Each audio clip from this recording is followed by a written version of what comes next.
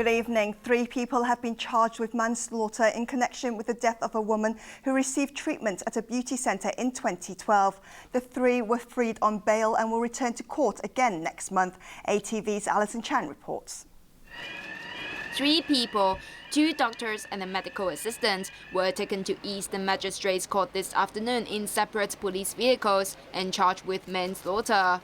They were arrested this morning after police spent more than 2 years investigating the death of a woman who underwent a high-risk blood transfusion procedure at the DR Beauty Center in Causeway Bay. 3 other women fell ill after receiving the same treatment in 2012.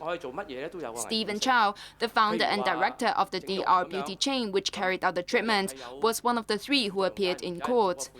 The others were Meg Wan Ning, a female doctor, and laboratory technician Chen Kun Chung.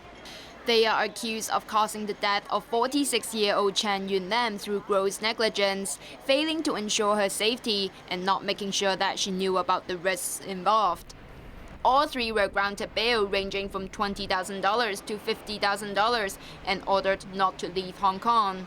The case was adjourned until the 11th of next month to give prosecutors time to seek legal advice. Speaking to reporters this afternoon, Chen's widower, who has been left with 2 teenage children, accused the Justice Department of dragging its feet. I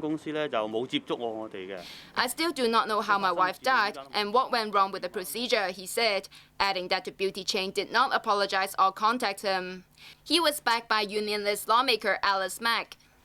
We think that the legislative process on the beauty treatment regulations or medical treatment regulations are too slow. It takes too long that no effective measures can be taken during this time. Chen, who reportedly spent $50,000 on the beauty therapy involving blood transfusion, died after contracting a rare and deadly superbug. The case intensified calls for tougher rules to govern beauty parlors and legislation to differentiate medical procedures and beauty services. Alison Chan, ATV News.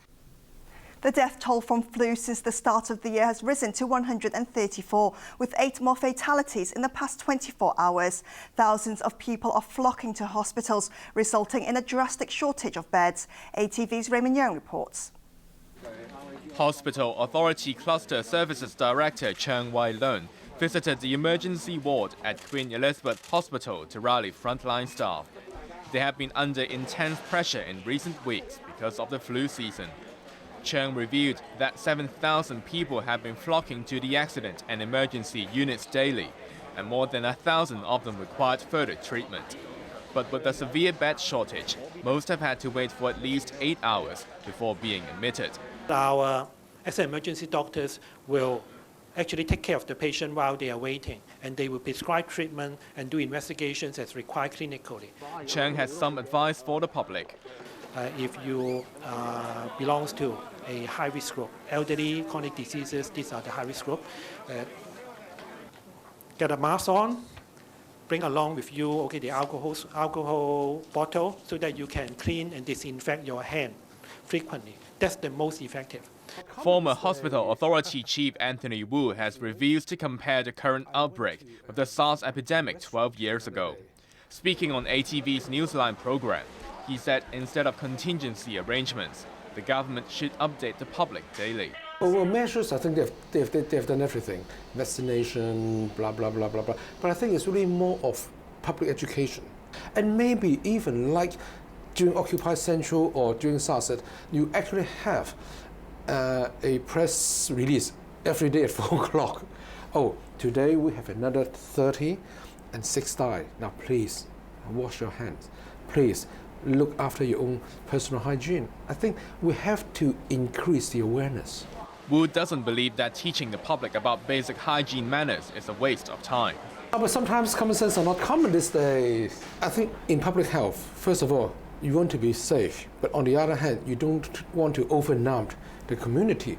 But I think with this outbreak recently, with the death now well over 100 and predicting more to come, I think a short daily update may not be a bad idea. You can watch the full interview with Anthony Wu on this channel at 8 p.m. on Sunday.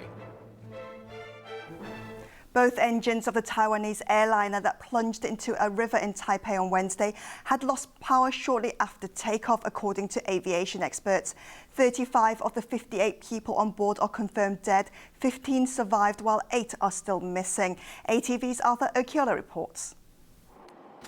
A grim search continued today in the Taipei River, where a TransAsia Airways plane crashed on Wednesday. 31 of the 58 people on board were Chinese nationals, and several mainland officials arrived in Taipei to help deal with the aftermath of the tragedy. Relatives of the victims went to the Keelung River to perform religious ceremonies and pay their respects to the dead. 2 days after the plane's dramatic last moments were captured on camera, aviation officials in the Taiwanese capital shed some light on the disaster based on data from in-flight recorders. The Aviation Safety Council said the pilot made a distress call just 37 seconds after taking off from Taipei's Songshan Airport after noticing a failure in the right engine. Council Managing Director Thomas Wang said the black boxes stopped recording about 1 minute after the pilot reported a flameout, which is when fuel supply to the engine is interrupted or when there is faulty combustion. The crew then shut down the left engine, but there wasn't enough thrust when they tried to restart it. Flight GE235 clipped a bridge and a taxi before crashing upside down in the river. As the search for the missing went on, authorities have been identifying the bodies retrieved from the crash. TransAsia's general manager Wu Zheng said the airline had already started compensating victims' families, and many relatives of mainland passengers were still arriving on the island. They're being dealt with one by one, but some $38,000 is also being given to the families for funeral expenses. The dead included 42-year-old pilot Liao Chen-tung, who was found with his hand still gripped around the plane's joystick. He has been hailed as a hero for trying to prevent further casualties by steering the plane away from buildings. Taiwan's Vice President Wu Denyi paid his respects at a funeral parlor in Taipei and spoke to family members of those killed in the tragedy. Wu also paid tribute to the pilot for trying to save lives, even as he battled unsuccessfully to control the plane. Arthur Okiola, ATV News. A 9-year-old boy has been blamed for a fire that killed 17 people in a shopping mall in Guangdong. Police in Huizhou said the youngster had been playing with a lighter when he set fire to goods in a storage area of the 4-story building yesterday afternoon. It took 250 firefighters 18 hours to put out the blaze in the building, which also housed an indoor market, restaurants and a cinema. 9 mall managers were detained for questioning. Back in Hong Kong, LegCo President Zhang Yuk-sing has dismissed calls to scrap functional constituencies in a bid to tempt pan-Democrats to endorse the government's political reform package. Here's Raymond Yeung. In a bid to break the political deadlock, pan-Democratic lawmaker Ronnie Tong has floated a compromise plan. The Civic Party member promised to encourage his colleagues to break their vow to veto the government's political reform package for the 2017 chief executive election if functional constituency seats are abolished in the 2020 LegCo polls. Executive Council convener Lam Wun Kwong has said all seats in the legislature could be directly elected, only after there's universal suffrage in the next poll for Hong Kong's top job. Today, the LegCo president rejected the idea of a compromise to encourage pan-Democrats to back the government's package. Zhang Yuk-sing told a radio show that Article 68 of the Basic Law does not state how universal suffrage in LegCo should be implemented. He admitted the way functional constituency lawmakers are currently elected is definitely not universal suffrage.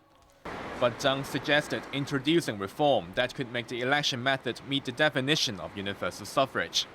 The veteran lawmaker said scrapping trade-based seats to appease the Democrats could prompt functional constituency members to withhold their support for the government. Reflecting on his tenure as LegCo president, Zhang said he was once told by a Beijing official to properly manage the chamber and end filibustering whenever he thinks it's necessary. He did not name the official, but insisted that he refused to oblige because LegCo has to follow the rules of procedure. Zhang added that he does not see any room for the central government to interfere in LegCo business, as the Basic Law authorizes the legislature to formulate its own rules. Also locally, 2 government ministers are set to attend a Democratic Party anniversary function, and lawmakers have agreed to spend more time debating the government's request for funds to set up a bureau focusing on technology. A government application for $35 million to launch an innovation and technology bureau is going down to the wire.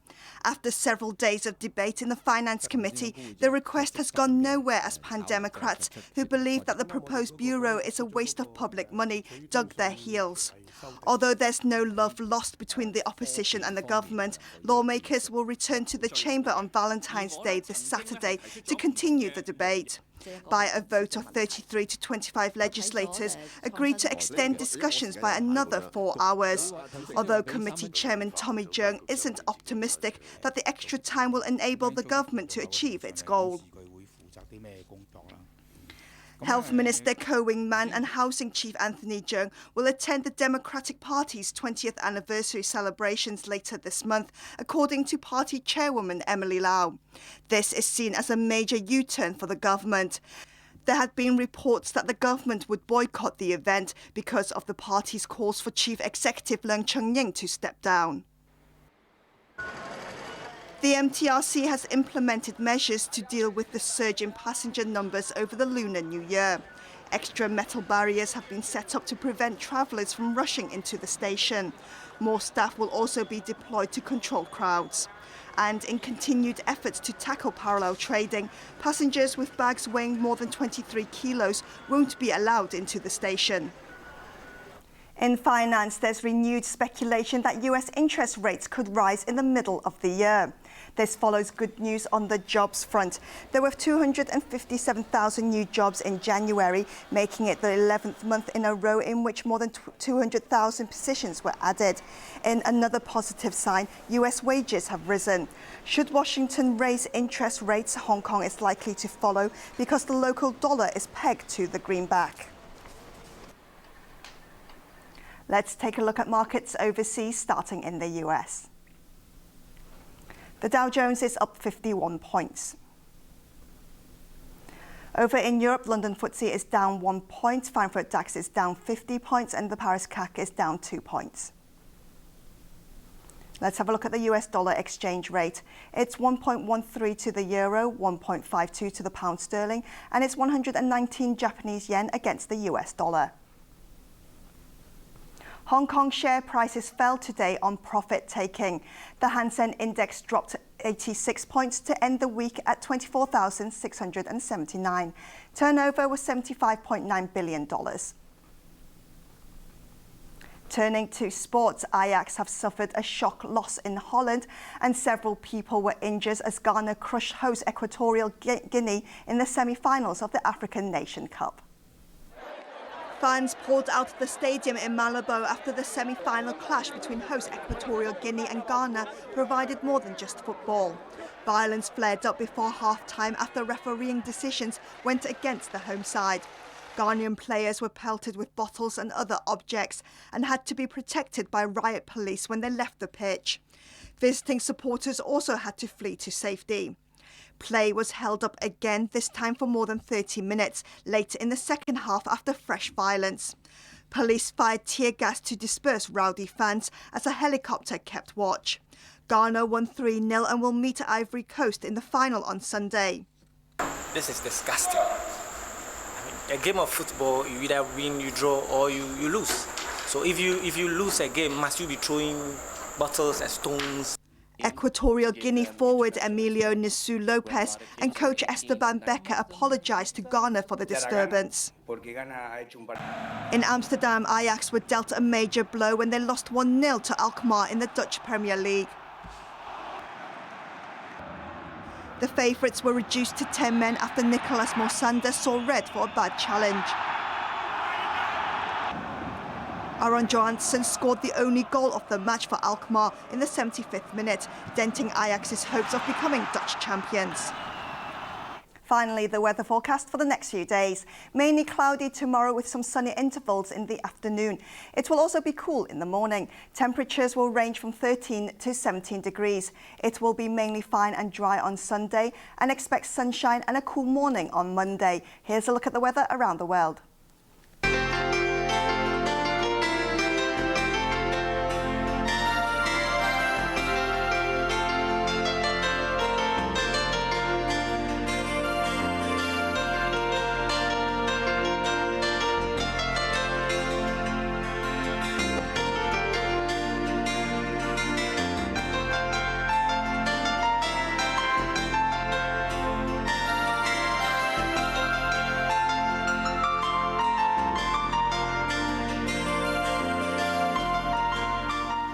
That's all the news for now. Thanks for watching ATV. I'm Bo Leung. Good night.